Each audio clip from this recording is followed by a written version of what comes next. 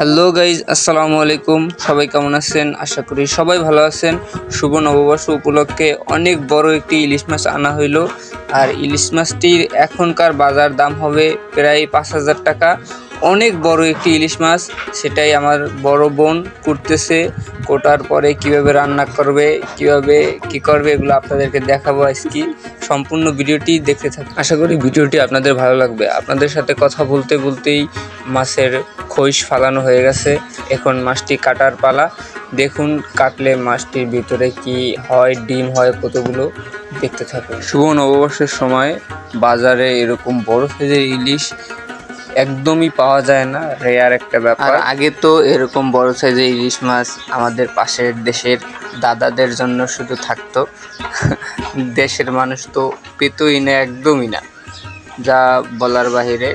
দেখুন অনেকগুলো ডিম হয়েছে, যা কল্পনা করার বাইরে। দেখুন অনেকগুলো ডিম, একদম। মাছটি হয়তো আপনারা ভাবতেছেন ক্যামেরাটিতে অনেক ছোট দেখায়, কিন্তু একদমই ছোট না। দেখুন 2 হাত দিয়ে ধরার পরে কতটুকু জায়গা আছে। অনেক মোটা, অনেক চ্যাপ্টা মাছটা, ঠিক আছে। মাঝখান দিয়ে কোল না খাওয়াইলে একদম ভাঙে যাবে মাঝখানে, মাছ বাজতে গেলে এই অবস্থা। তারপর মাঝখান দিয়ে কোল কাইটা তারপর মাছ পিস পিস করতেছে।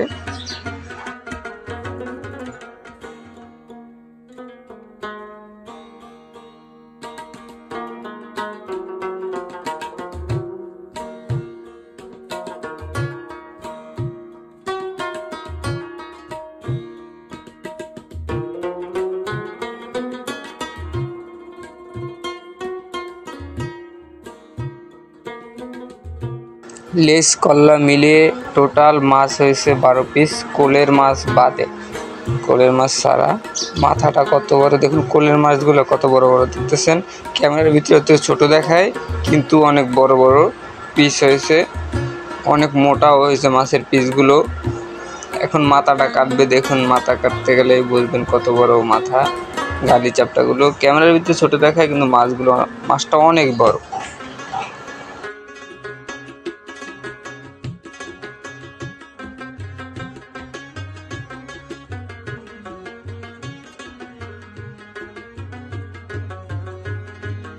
দেখতে দেখতে আমাদের মাছটা কোটা প্রায় শেষ পর্যায়ে। তারপর দেখাবো কিভাবে মাছটা ধোয়। মাছটা ধোয়ার পরে তারপর কিভাবে ভাজি করে, সেটাই আপনাদেরকে দেখাবো। দেখুন 2 ফাইল ডিম হয়েছে, কত বড় বড় ডিমগুলো দেখতে পাচ্ছেন। ভালো করে দেখেন, লোভ দিয়েন না কেউ।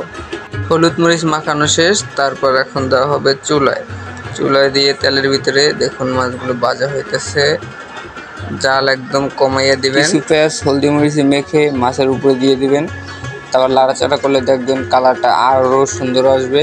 তারপর মরিচ টেলে নেবেন তেলে। তারপর দেখেন কত সুন্দর আসছে কালারটা। আর যারা যারা চ্যানেল নতুন, অবশ্যই চ্যানেলটি সাবস্ক্রাইব করবেন। আর সবাইকে শুভ নববর্ষের দাওয়াত রইল।